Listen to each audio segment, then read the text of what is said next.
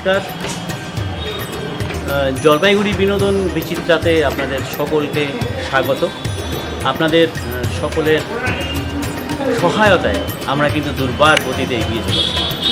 আমাদের লক্ষ্য একটাই, জল শহরের বিভিন্ন প্রান্তে ছড়িয়ে থাকা বিভিন্ন মানুষ যারা সমাজের ক্ষেত্রে এবং কৃষ্টির ক্ষেত্রে, জলপাইগুড়ির সংস্কৃতির ক্ষেত্রে, শিক্ষার ক্ষেত্রে, সমস্ত সমাজ উন্নয়নের ক্ষেত্রে যারা যারা রয়েছেন তাদেরকে আপনাদের সামনে তুলে ধরা।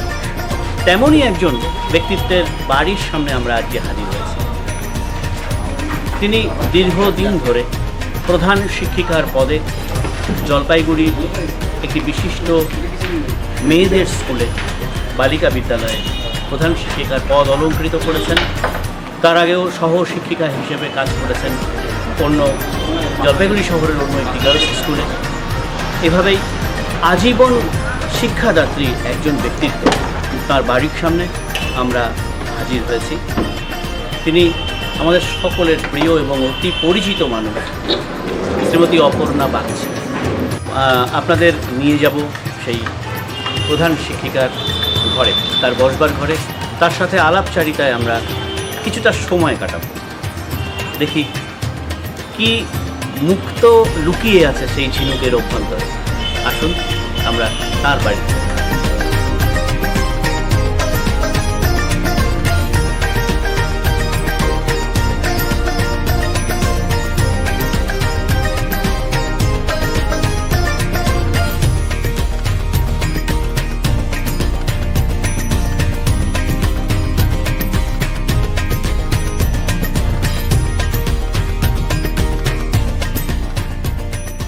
জলপাইগুড়ি বিনোদন বিচিত্রা ইউটিউব চ্যানেল। এই মুহূর্তে আমি প্রসেনজিৎ, সাথে শঙ্করকে নিয়ে আমরা রয়েছি শ্রীমতী অপর্ণা বাগচির ঘরে। আমি ঘর কথাটা কেন বললাম? আমরা যাকে অফিসে দেখে বেশি অভ্যস্ত, আমরা সেই প্রিয় মানুষটির একেবারে অন্যরকমভাবে তার ভেতরের আরেকজন অপর্ণা বাগচি যিনি রয়েছেন, তাকে আমরা তুলে ধরার চেষ্টা করব আপনাদের সামনে। এবং অবশ্যই তার মুখ থেকে আজ আমরা যে কথাগুলো শুনব, নিঃসন্দেহে আপনারা প্রচুর ছাত্রী রয়েছেন যারা এখন অভিভাবক, আমাদের দর্শক, জলপাইগুড়িতে রয়েছেন অথবা জলপাইগুড়ি বাইরেও রয়েছেন। তারা দেখবেন আপনাদের প্রিয় ম্যাডামকে, প্রিয় বড়দিকে। আসুন আমরা অপর্ণা বাগচির সাথে আমাদের কথা শুরু করি। নমস্কার, সবাইকে আমি স্বাগত জানাচ্ছি। দীর্ঘদিন ধরে আপনি জলপাইগুড়িতে রয়েছেন এবং আপনি দুটো স্কুলে, সম্ভবত যতদূর আমি জানি, জলপাইগুড়ি শহরের দুটো স্কুলে আপনি শিক্ষকতা করেছেন। প্রধান শিক্ষিকা রূপে বহু বছর, আমার মনে হয় 20 বছরেরও বেশি সময় আপনি সদর গার্লসে ছিলেন। আপনার এই যে শুরু, মানে ছোট্ট সেই ফ্রক পরা অপর্ণা বাগচিকে আমরা জানতে চাচ্ছি। আপনি যেখান থেকে আপনার জীবনটা শুরু করেছিলেন, সেটা মানে এর পিছনে একটা উদ্দেশ্য আছে এই প্রশ্নটার পেছনে। কারণ আপনিও তো অনেক ছোট ছোট ছাত্রীদের বর্দি হয়েছিলেন এতদিন, তারা একটু জানুক এই অবসরের পর তার দিদিকে, একেবারে সেই প্রথম অবস্থা থেকে। ফ্রক পরা অপর্ণা বাগচি নয়, অপর্ণা রায়চৌধুরী। অপর্ণা রায়চৌধুরী আমার বাবা মানবেন্দ্র নারায়ণ রায়চৌধুরী, মা ইলা রায়চৌধুরী। আমরা 3 ভাই বোন। আমি জলপাইগুড়িরই মেয়ে। জলপাইগুড়ি শহরের সেন্ট্রাল গার্লস স্কুল থেকে আমি মাধ্যমিক পাস করি। তারপর সায়েন্স নিয়ে পড়বো বলে গভর্নমেন্ট গার্লসে যাই। গভর্নমেন্ট গার্লসের থেকে আমি উচ্চ মাধ্যমিক পাস করি। তো ছোটবেলায় আমরা 3 ভাই বোন। আমার বাবা টি গার্ডেনে থাকতেন, মা, আমরা 3 ভাই বোন আমার দাদু ঠাকুমা এদের সঙ্গে, যেমনভাবে সব মেয়েরাই বড় হয় সাধারণ মধ্যবিত্ত পরিবারের, তেমনই কাটিয়েছি। যৌথ পরিবার ছিল ওটা?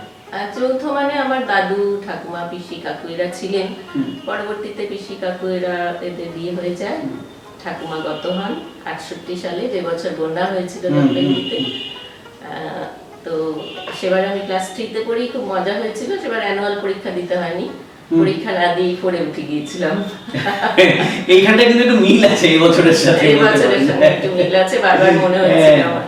আচ্ছা, ওই বন্যার সময়কার কোনো স্মৃতি মনে আছে কি, একটু যদি হ্যাঁ, বলেন? বন্যার সময় তো আমরা একটা ভাড়া বাড়িতে থাকতাম, তখন আমার কাকু থাকতেন। সেটা কোন পাড়াতে থাকতেন? আমরা এই শান্তিপাড়ার কাছে পবিত্রপাড়া। আচ্ছা।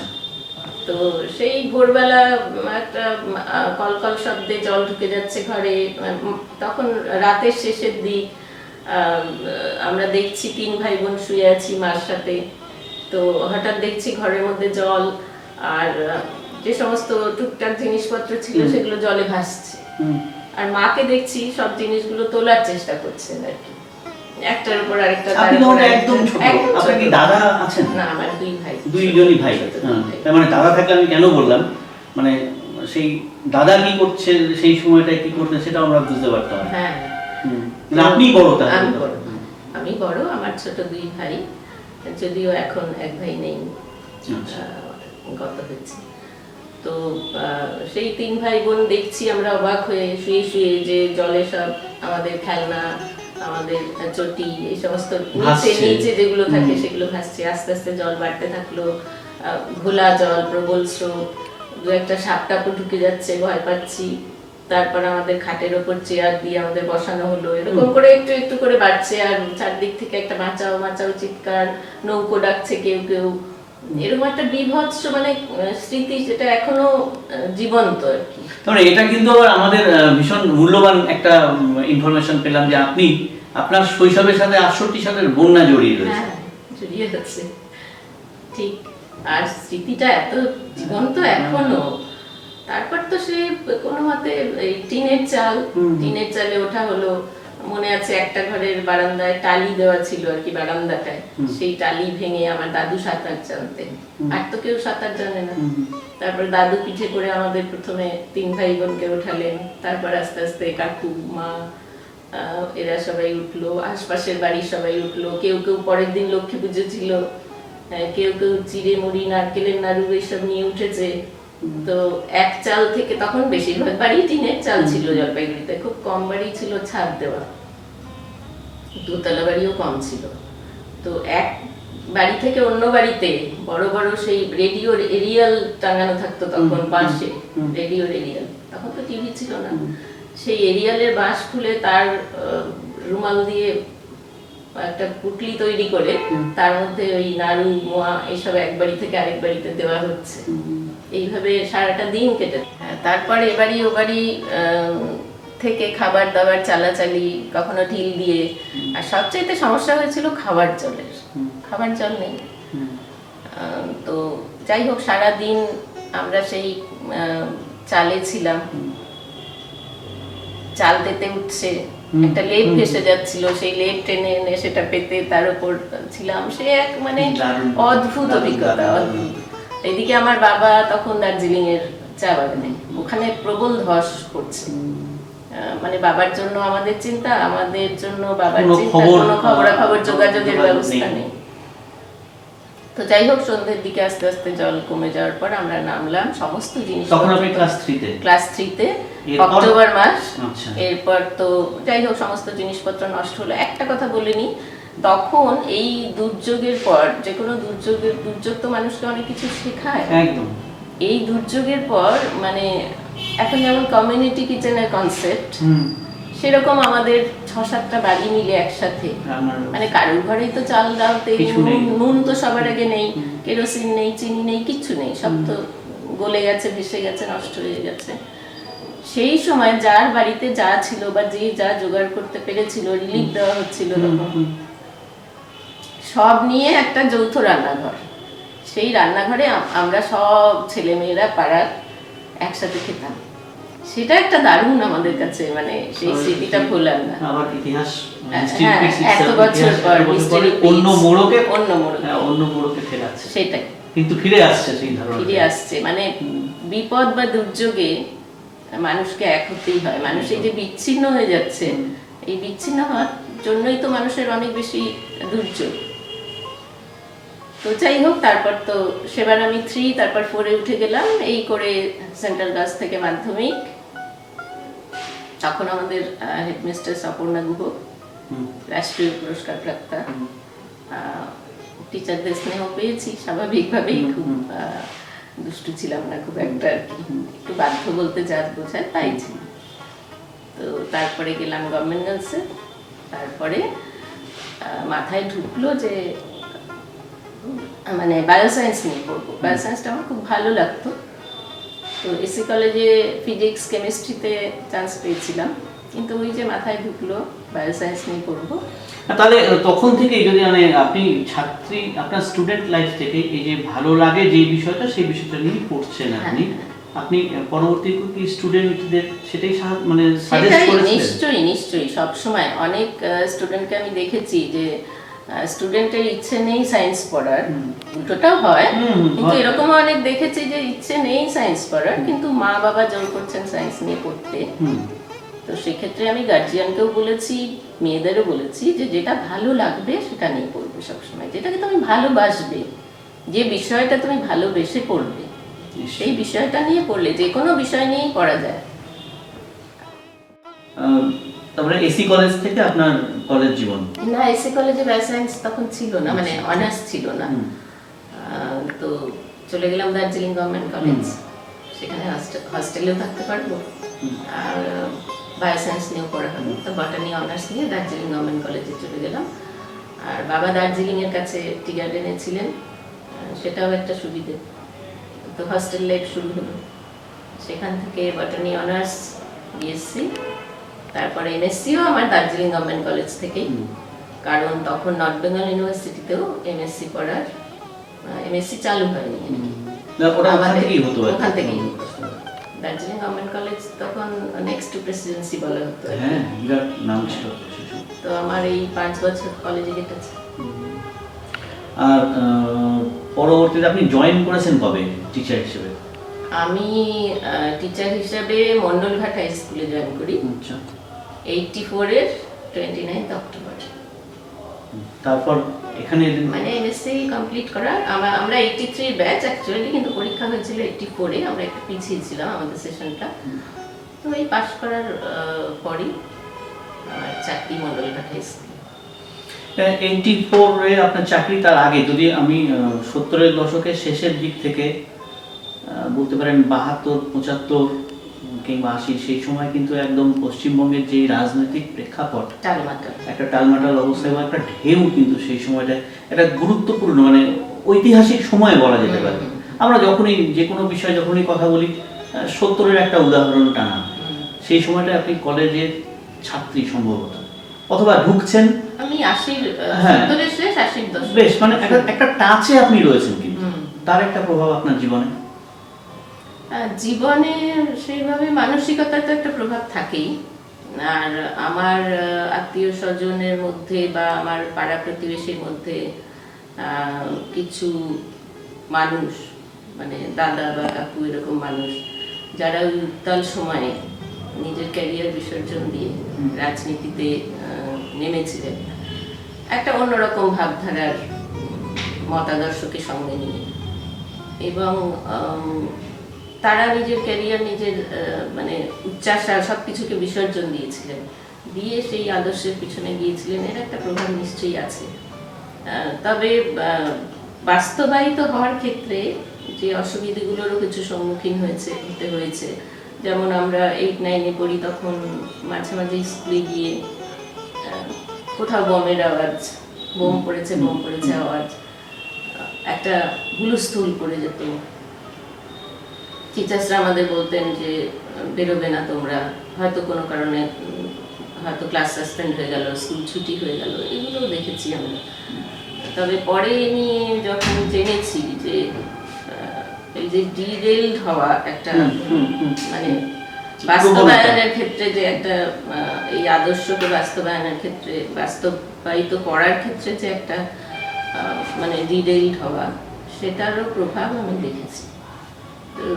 এটা যতই যাই হোক, যে কোনো কারণেই সেটা হয়ে থাকুক, তবে ওই সময়ে ওই দুরন্ত দুর্দান্ত মেধাবী ছেলেরা, মেয়েরাও কিছু ছিল, তো সব কিছু ছেড়ে যে আদর্শের পেছনে ছুটে ছিল, এটাকেও তো অস্বীকার করে না।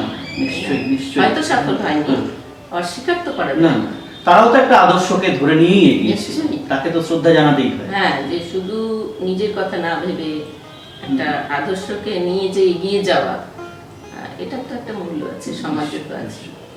প্রধান শিক্ষিকা হিসেবে আর সহ শিক্ষিকা হিসেবে দুটো একদম আলাদা জগৎ। একদম। মানে আমরা বলে থাকি যে একটা হচ্ছে বেঞ্চ আর একটা হচ্ছে চেয়ার। এই চেয়ার আর বেঞ্চ এর মধ্যে আপনার অভিজ্ঞতা এবার আমাদের শুনতে হবে।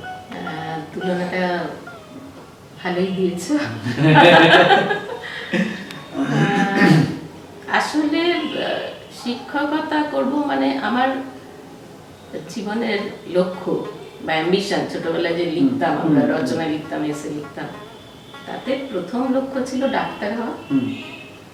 যে কোনো কারণেই হোক হয়নি।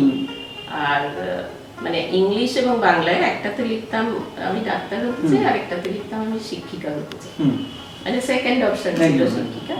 তো যাই হোক, প্রথমটা হয়নি, তাতে কিছু ক্ষতি হয়নি, শিক্ষকতাও আমি খুব ভালোবেসে করেছি। তো শিক্ষকতার জীবনটাকে পেশা হিসেবে বেছে নিলাম। একটা হচ্ছে বাবার অনুপ্রেরণা, বাবা চাইতেন আমি হই। আর এখানে একটু আমার মায়ের কথা বলা দরকার। আমার মা গৃহবধূ ছিলেন প্রথম জীবনে, পরে উনি আমার মা যেহেতু বিহারে মানুষ হয়েছেন, হিন্দিটা খুব ভালো জানতেন, পরে উনি ওই শান্তিপাড়া এলাকায় প্রচুর হিন্দি ভাষাভাষী মানুষ আছেন, এবং তাদের মধ্যে লেখাপড়ার চল একেবারেই ছিল না, লেখাপড়া সেই মহাবীর হিন্দি প্রাইমারি স্কুল আমার মা স্থাপন করেন আর কি। আচ্ছা, এটা আমার মা করেন, এবং সেটা স্থাপন করেন একদম নিজের মনের তাগিদে, যে আমি এই ছেলে মেয়েগুলোকে হিন্দি পড়াবো। তারপর মানে নিজের খরচেই প্রায় স্কুলটা তৈরি করেন, এবং এখানে মহাবীর স্থানে একজন সাধু ছিলেন, নাম করা একজন সাধু ছিলেন, ছাই মাখতেন, ভস্য মাখতেন গায়ে। তিনি আবার কোনো কারণে মাকে খুব স্নেহ করতেন, তিনি একটা জমি কিনে দিয়েছিলেন স্কুলটা করার জন্য। মা মহাবীর হিন্দি, ওই মহাবীর স্থান থেকে মহাবীর হিন্দি প্রাইমারি স্কুল স্থাপন করেন। তো সাধু যখন জমি কিনে দেন স্কুলের জন্য, তখন মাকে বলেছেন, বেটি তোর নামে জমিটা কর। মা বলেছিলেন না, এটা স্কুলের নামে হোক। তো যাই হোক, স্কুলের নামে জমিটা হয়, এবং স্কুল হচ্ছে, আমরা বলতাম আমরা 3 ভাই বোন, মার চতুর্থ সন্তান হচ্ছে স্কুল। তো কোনোদিন এই স্কুল থেকে মা কোনো আর্থিক সাহায্য পাননি, একেবারেই নিজের মানে মানসিক শান্তির জন্য এবং সামাজিকভাবে কিছু করব এই ভেবে স্কুলটা করেছেন। প্রায় 42 বছর এখানে মা শিক্ষকতা করেছেন। আরও অনেকে ছিলেন, কোনো সময় এসেছেন, চলে গেছেন। তো স্কুলটা ছিল মার প্রাণ। পরে অনেক চেষ্টা করেছিলেন মা যে স্কুলটাকে রিকগনিশন দেওয়ানোর জন্য, কিন্তু যে কোনো কারণেই হোক, রাজনৈতিক কারণে হয়নি। তার মানে ওই হিন্দি হাই স্কুল যিনি স্থাপন করেছিলেন তিনি হচ্ছেন আমাদের অপর্ণাদির মা। তাহলে হ্যাঁ, তাহলে আমরা নির্দ্বিধায় একটা জায়গায় এসে পৌঁছতে পারি যে ওই রকম মা যিনি ছিলেন, যার ধ্যান ধারণা শুধুমাত্র একেবারেই নিজস্ব স্বার্থ ত্যাগ করে শিক্ষা বিস্তারকে যদি আমি ধরে নিতে পারি, তা সেই অনুভূতি কি কাজ করেছে আজকের এই অপর্ণা বাগচি হওয়ার পেছনে? হ্যাঁ, সেটাই আমি বলছিলাম যে আমার শিক্ষকতাকে পেশা হিসেবে বেছে নেওয়ার এটাও একটা কারণ। এটা মুখ্য কারণ আমার মনে হয়। এটা একটা বিরাট কারণ, যে মাকে দেখেছি ওরা মানে বড়দিমণিকে হিন্দিতে বড়ি বাহেনজি বলে, বড়ি বাহেনজি করে অনেক মানে ছেলে মেয়েরা আসতো, দেখেছি মা একটু একটু করে তারা বড় হচ্ছে। তারপর তাদের ওই হিন্দি হাই স্কুলে ভর্তি হওয়ার মাই নিয়ে গিয়ে ভর্তি করিয়ে দিচ্ছে। কখনো বাড়ি থেকে আমাদের কিছু বই খাতা, মানে খাতা, পুরোনো খাতা যেগুলোর পৃষ্ঠা আছে সেগুলো নিয়ে ওদের দিচ্ছে। মানে স্কুল একেবারে মায়ের প্রাণ আর কি। তো সেটাও নিশ্চয়ই আমার একটা বিরাট শিক্ষকতাকে বেছে নেওয়ার হিসেবে, শিক্ষকতাকে পেশা হিসেবে বাছার এটাও একটা বড় কারণ। তার যে জায়গা থেকে তিনি এই পেশাটাকে এইভাবে শ্রদ্ধার চোখে দেখেছিলেন, পরবর্তীতে আপনি যখন চেয়ারে বসলেন, আমি মন্ডলঘাট বা অন্য স্কুলের কথা বলছি না, আমি সরাসরি আপনার প্রধান শিক্ষিকার চেয়ারে চলে যাচ্ছি, সেখানে যখন বসলেন সেই প্রথম দিন থেকে একদম শেষ দিন পর্যন্ত আপনি বর্দি হিসেবে নিজেকে মেনটেন করে গেছেন বারবার, আমাদের মনে হয়েছে। এটা আমি কেন এই কথাটা বললাম, ওই জায়গাটাতে একটা ব্যারিয়ার থাকে, একটা জায়গা থাকে যেখানে খুব সহজ হওয়া যায় না হতে চাইলেও। তাহলে সেখানে কি আপনার এই নিজস্বতাকে খানিকটা কখনো কখনো কি গলা চিপে দিতে হয়েছে যে এটা আমি নই অথচ আমাকে এটা করতে হয়েছে প্রধান শিক্ষিকা হিসেবে? সে তো হয়েইছে, কারণ প্রধান শিক্ষিকা এমন একটা অ্যাডমিনিস্ট্রেটিভ পোস্ট যেখানে সবাইকে নিয়ে চলতে হয়। স্টুডেন্টরা তো আছেই, কচি সবুজ মনের বাচ্চারা ছোট থেকে বড় হচ্ছে, সেটা আছেই একটা দিক। আরেকটা দিক হচ্ছে staff, teachers and non teaching staff, তার সঙ্গে ম্যানেজিং কমিটি, তার সঙ্গে গার্জিয়ানস। মূলত এদের সঙ্গে একটা কমিউনিকেশন করতে হয়। তো সেক্ষেত্রে নিজস্ব ইচ্ছে বা চিন্তা ভাবনাকে কখনো কখনো তো চেপে রাখতেই হয়েছে, মাস্ক পরতে হয় মাঝে মাঝে। এটা ভালো বলেছেন। আপনি কতদিন ছিলেন চেয়ারটায়, মানে আমি 22 বছর 4 মাস। 22 বছর আমি মন্ডলঘাটের পর সেন্ট্রাল গার্লস, মানে আমার স্কুল, সেখানে 10 বছর প্রায় আমি ছিলাম। আমার টিচারদের মানে সহকর্মী হিসাবে তো অনেককেই পেয়েছিলাম আমার টিচারদের। তারপর সেখান থেকে আমি সমিতিবেলা সদর গার্লসে যাই, ওখানে 22 বছরেরও বেশি সময় ছিল। সেন্ট্রাল গার্লসকেও আমরা বাদ দিচ্ছি না, কারণ এই 10 বছর ওই স্কুলের ছাত্রী সেই স্কুলের কমন রুমে গিয়ে যেখানে ম্যাডামদের পারমিশন নিয়ে ঢুকতে হতো, সেখানে ম্যাডামদের চেয়ারে বসে নিজে শিক্ষাদান করছেন। এবং কখনো কখনো এমনও হয়েছে যে একই চেয়ারের পাশাপাশি নিজের ম্যাডাম এসে যাকে খুব ভয় পেতেন তার সাথেও বুঝতে হয়েছে পাশে। সেই অভিজ্ঞতাটা খুব সংক্ষেপে একটু বলবেন। হ্যাঁ বলছি, সেটা হচ্ছে আমি মন্ডলঘাটে যেহেতু যাতায়াত করতে হতো, গ্রামের স্কুল, আমার গ্রামের পরিবেশ খুবই ভালো লাগতো। ওটা কোয়েড স্কুল, তারপর কমন রুমেও মাস্টারমশাই এবং দিদিমণি সবাই ছিলেন, পরিবেশটা ভালো ছিল খুব। কিন্তু যাই হোক, ওই যাতায়াত করার জন্য 1 নম্বর, দ্বিতীয় তো আমার নিজের স্কুলে আমি সুযোগ পেলাম, তো সেখানে চলে আসি। তো চলে আসার পর তো চলে তো এলাম, সে তো খুশি। কিন্তু প্রথম দিন যখন আমি জয়েন করলাম, তারপর তো টিচাররা যেই বলছেন, অপর্ণা আমি তো উঠে দাঁড়াচ্ছি, হ্যাঁ আমার বসার জায়গা দিয়েছে আমাকে। আমার টিচাররা আছেন, আমার নতুনও কিছু আছে, কিন্তু যেই একবার অপর্ণা বলে ডাকছেন, আমি সঙ্গে সঙ্গে উঠে দাঁড়াচ্ছি। আর ওনারা বকুনি দিচ্ছেন, এই তুই এখন উঠতে হবে না, কি করতে হবে বুঝতে পারছেন? হ্যাঁ কি করতে হবে, এটা আমার একটু অভিজ্ঞতা আছে। ঠিক। তারপর ক্লাসে হয়তো মানে ওই চেয়ারে টিচার বসেছে, আমি বেঞ্চে বসেছি, এই চেয়ারে আমি বসবো, সেটা কি ইতস্তত লাগতো। যদিও আমি চেয়ারে বসে পড়াতাম কম, দাঁড়িয়ে হাঁটা চলা করে পড়াতাম। কোনটা ভালো লাগতো, ওই ছাত্রীদের সাথে যেভাবে পড়াতেন, মানে সহশিক্ষিকা হিসেবে না প্রধান শিক্ষিকা হিসেবে? ভালো লাগাটা জিজ্ঞেস করছি আমি, কিন্তু অন্য সাধারণ প্রশ্ন। মানে একদম অন্তর থেকে যদি বলি, আমি কিন্তু এই মেয়েদের সঙ্গে সরাসরি যোগাযোগ যে শিক্ষকতায়, সেটাকে আমি মিস করতাম খুব। সেটা আমার খুব পছন্দের, খুব প্রিয় ছিল আমার। সেটার একটা মানে আলাদা অন্য একটা প্রশ্ন, মানে আমার লিস্টের মধ্যে এই প্রশ্নটা আছে।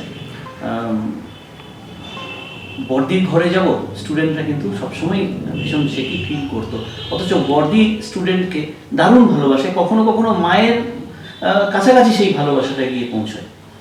এটা কি আপনি মিস করতেন এই চেয়ারটায় বসে? অবশ্যই মিস করতাম।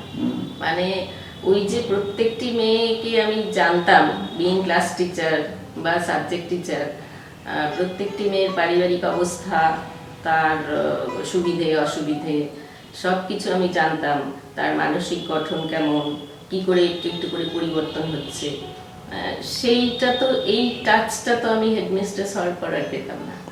তখন মাসের সঙ্গে আমাকে একটু সুপারফিশিয়ালি কমিউনিকেট করতে হতো, কিন্তু প্রত্যেকটা ছাত্রীকে আলাদাভাবে জানা, এবং সেটা একটা অদ্ভুত ভালো লাগার জিনিস। যে একটা কুঁড়ি যেমন প্রস্ফুটিত হয়, তেমনি করে ছোট্ট বাচ্চাগুলো যখন একটু একটু করে বড় হয়, সেটা সাক্ষী হওয়া এবং সেই সময় তাদের পাশে থাকা, কখনো গাইড করা, সেটা একটা অন্যরকম অভিজ্ঞতা। আপনি আপনার স্টুডেন্টদের জন্য বিভিন্নভাবে, তাদেরকে বিভিন্নভাবে হেল্প করার জন্য আপনি একটা একটা করে ছোট ছোট ইউনিট গঠন করেছিলেন। এটা আমার নিজস্ব খবর জোগাড় করা। যেমন আপনি ভেষজ উদ্যান করার একটা চেষ্টা করেছিলেন। অ্যাডোলেসেন্স পিরিয়ডে মেয়েদের যে সমস্যাগুলো হয় তাদের মানসিক যে, তার জন্য একটা সেল টাইপের আপনি তৈরি করেছিলেন।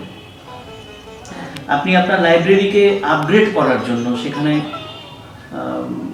আপনি নিজস্ব চিন্তাধারার পদক্ষেপ নিয়েছিলেন। আপনি একটা দারুণ কাজ করেছিলেন, যে এটা আমরাও শিখেছি এই যখন কথাগুলো মানে মানুষ তো আজীবন শেখে, যে একটা ছেলে বা একটা মেয়ে কখন সাহিত্যে প্রবেশ করবে, মানে ঠিক কোন ক্লাসে তাকে সাহিত্য পড়ানো উচিত, এটাও আপনি একটা নিজস্ব চিন্তাধারাতে আপনি আপনার লাইব্রেরিতে যিনি দায়িত্বে ছিলেন বা আছেন তাকে আপনি এই পরামর্শটা দিয়েছিলেন।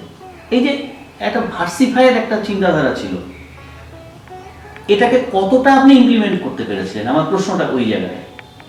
আসলে আমি প্রধান শিক্ষিকা হিসেবে এই স্কুলে দায়িত্ব নেওয়ার পর আমি ঠিক করেছিলাম যে এই স্কুল তো বহু পুরনো স্কুল, জলপাইগুড়ির। জলপাইগুড়ি কেন, উত্তরবঙ্গের মধ্যে একটা বিশিষ্ট পুরনো স্কুল। তো মাঝে স্কুলের গৌরবটা যেন হারিয়ে যাচ্ছিল। তো এমন দেখেছিলাম যে আমি যখন সেন্ট্রাল গার্লসে ছিলাম, যে সদর গার্লসের ফার্স্ট গার্ল সেকেন্ড গার্ল তখন সেন্ট্রাল গার্লসে গিয়ে ভর্তি হচ্ছিল। তো সেখানে আবার সেন্ট্রাল গার্লসের কমন রুমে তো সদর গার্লসের স্টুডেন্ট থাকবেনই, টিচার হিসেবে ছিলেন, সেটা নিয়ে তাদেরকে আবার একটু মজা করে আমার টিচাররা সিনিয়র যারা একটু খেপাতেন, এই তোর স্কুল থেকে চলে আসছে, এগুলো শুনতাম। তো ঘটনাচক্রে আমি যখন সদর গার্লসে এলাম তখন প্রথমেই মনে হয়েছিল যেখানে সুনীতিবালা চন্দ্রের মতো একজন মহিলা যেখানে এই স্কুলের এত সময় মানে দিয়েছেন উনি, মানে কর্মজীবনের এতটা সময় ব্যয় করেছেন, স্কুলটাকে এইভাবে গড়ে তুলেছেন তিল তিল করে। আরো বহু বিশিষ্ট শিক্ষিকা ছিলেন, তারপরে পরবর্তী প্রধান শিক্ষিকারাও চেষ্টা করেছেন, আশা দিয়েছিলেন, শ্যামলী ছিলেন। তো সেই স্কুলটাকে একটু ভালো করে আবার মানে ঋত গৌরব ফিরিয়ে আনা যায় কি করে। তো সেটা করার জন্য পরিকল্পনা আমার অনেক ছিল, যার পুরোটা বাস্তবায়িত হয়নি, হয় না, কারণ অনেক রকম ফ্যাক্টর থাকে, তো সবাইকে নিয়ে চলতে হয়, তো এটা হয় না, বাস্তবে হয় না। তো এরকমই কিছু পরিকল্পনা আমি গ্রহণ করেছিলাম। তার মধ্যে প্রথম যেটা আমি করলাম সেটা হচ্ছে ক্লাস 5-এ তখন অ্যাডমিশন টেস্ট হতো। এই অ্যাডমিশন টেস্ট একেবারে মেরিট ওয়াইজ হবে, মানে purely on basis of merit. Purely on basis of merit. কারণ মেধাকে অস্বীকার করার কোনো জায়গা নেই। পড়াশুনো বা অন্য যে কোনো কাজ করতে মেধা তো লাগেই, মেধার স্বীকৃতি সবসময় দিতে হয়। তো সেই জন্য আমি যদি মেধাকে নিই, মানে মেধাবী স্টুডেন্টগুলোকে নিই, তাহলে আমার পক্ষে আমার পরিকল্পনা রূপায়ণ করার একটা পথ অনেকটা প্রশস্ত হয়ে গেল। এখন প্রশ্ন উঠতে পারে যে তাহলে কি কম মেধাবী যারা, তাদের কি কোনো জায়গা নেই? তাদের জন্য তো আছে, স্কুল তো আছে, পড়াশোনা তো করতেই পারে। অবশ্যই। আবার সেও যদি পড়াশোনা করে অন্য স্কুল থেকে মেধা নিয়ে আসে, সে তো এখানেও ভর্তি হতে পারে, সব পথ খোলা থাকবে। একদম। তো এই প্রসঙ্গে আমি সেটা এখন বলছি না, পরবর্তীতে যদি প্রসঙ্গ আসে বলবো। এই যে এখন লটারি হয়েছে, যে মিক্সিং হয়েছে, সেটারও কিছু সুফল গুলি আছে। তো যাই হোক, এই যে আমার মানে আমি যেদিন ক্লাস 5-এর নির্বাচনী পরীক্ষা বা অ্যাডমিশন টেস্ট হলো, সেই দিন টিচারদের দিয়ে খাতা দেখিয়েছিলাম, একাডেমিক কাউন্সিলকে নিয়ে রাত্রির বেলা বসে সমস্ত মার্কস, তখন তো ম্যানুয়ালি হতো, কম্পিউটার ছিল না, ম্যানুয়ালি সমস্ত মার্কস ট্যাবুলেশন করে মেরিট লিস্ট তৈরি করে আমি রাতারাতি সেই রাতেই নামের তালিকা তৈরি করে দিয়েছিলাম, যেটা একটা ঐতিহাসিক ঘটনা এবং একটা প্রবল ঝড়ের সম্মুখীন হতে হয়েছিল আমাকে, কারণ কনভেনশন ভেঙেছিলাম আর কি। তাই তো। তো সেটা সেটা একটা বিশাল ঝড় আমাকে সহ্য করতে হয়েছিল, কিন্তু আমি স্টিক করেছিলাম। আমার তখন বয়স কম, অনেক সিনিয়র টিচার্স সমস্ত আছেন, কিন্তু যাই হোক এই ঝড়টা আমাকে সামলাতে হয়েছে। সেই ঝড় তো ঘরে বাইরেও ছিল ঠিক ওই সময়, মানে কমন রুম থেকেও চাপ ছিল, বাইরে থেকে রাজনৈতিক চাপ ছিল, বাইরে থেকে প্রচুর চাপ ছিল, প্রচুর রিকোয়েস্ট ছিল। তারপরে ঘরে তো ছিলই, ঘরে সিনিয়র টিচার্সরা একটা কনভেনশন নিয়ে চলে এসেছেন, তাদেরকেও অনেকে রিকোয়েস্ট করেছে। তারা হঠাৎ করে পরের দিন এসে যখন দেখছেন লিস্ট টাঙানো হয়েছে, স্বাভাবিকভাবেই তারা উত্তেজিত হয়েছিলেন কিছুটা, পরে বুঝতে পেরেছিলেন অবশ্য। তো সেই একটা ঘটনা, সেটা আমার মনে হয় কিছুটা টার্নিং পয়েন্ট। তো এরকম পরিকল্পনা অনেক পরে ধীরে ধীরে একটু স্টেবল কন্ডিশন আসার পর আমি নানা রকম পরিকল্পনা গ্রহণ করেছিলাম। হ্যাঁ, তার মধ্যে এগুলো ছিল যেগুলো তুমি বললে প্রসঙ্গিক, যে বিভিন্ন সাব কমিটি তৈরি করেছিলাম, মেয়েদের ভবনগুলোকে একটু সক্রিয় করার জন্য আমি বলেছিলাম টিচার্সদের, সবটাই টিচার্সদের সহযোগিতা, যেটুকু করেছি আমার তো একার কোনো ক্রেডিট নেই, সমস্তই আমার কিছু শিক্ষিকা সব সময় আমি যা করেছি আমার পাশে ছিলেন। তো সব টিচার্সরা মিলেই যা আমার পাশে থেকে চেষ্টা করেছেন আর কি আমাকে সাহায্য করতে, তাদের প্রতি আমার কৃতজ্ঞতা অবশ্যই আছে। এই 22 বছর এই পশ্চিমবঙ্গের রাজনৈতিক প্রেক্ষাপটেও কিন্তু একটা পরিবর্তন ঘটেছে। আমি সরাসরি রাজনীতির প্রশ্নে যাচ্ছি না আপনার কাছে, কিন্তু আপনি যখন ওই চেয়ারটায় বসেছেন, স্বাভাবিকভাবেই বাইরের রাজনৈতিক যে চাপ, যে কর্মকাণ্ডগুলো চলছে, তার একটা প্রভাব কিন্তু একটা স্কুলের হেডমাস্টার বা হেডমাস্টারকে, হেডমিস্ট্রেসকে অনুভব করতে হয়, সেই চাপের মুখে পড়তে হয়। অবশ্যই। আপনার কি সেরকম কোনো চাপ ছিল কি, সেটাকে আপনি কিভাবে ট্যাকেল করেছেন?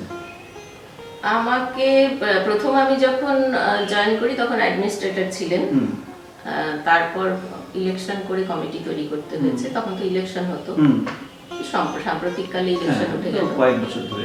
সেই ইলেকশন করাটা একটা চাপ, এবং তাতে স্বাভাবিকভাবেই যুযুধান প্রতিপক্ষ, এবং আমাকে দাগিয়ে দেওয়া হচ্ছে আমি বিশেষ এক রাজনৈতিক দলের মুখপত্র হিসেবে কাজ করছি, যদিও আমি তা না। আমার রাজনৈতিক দৃষ্টিভঙ্গি সবারই আছে, কেউ বাইরে না, পলিটিক্যাল কেউ না অবশ্যই, কিন্তু আমি কখনোই কোনো দলের সদস্য বা সক্রিয়ভাবে কোনো রাজনৈতিক দৃষ্টিভঙ্গি নিয়ে চলেছি এটা নয়। বিশেষ করে স্কুল আমি সবসময় মানে চেয়েছি, এবং আমার বিশ্বাস যে কোনো শিক্ষা প্রতিষ্ঠান রাজনীতির ঊর্ধ্বে থাকা উচিত।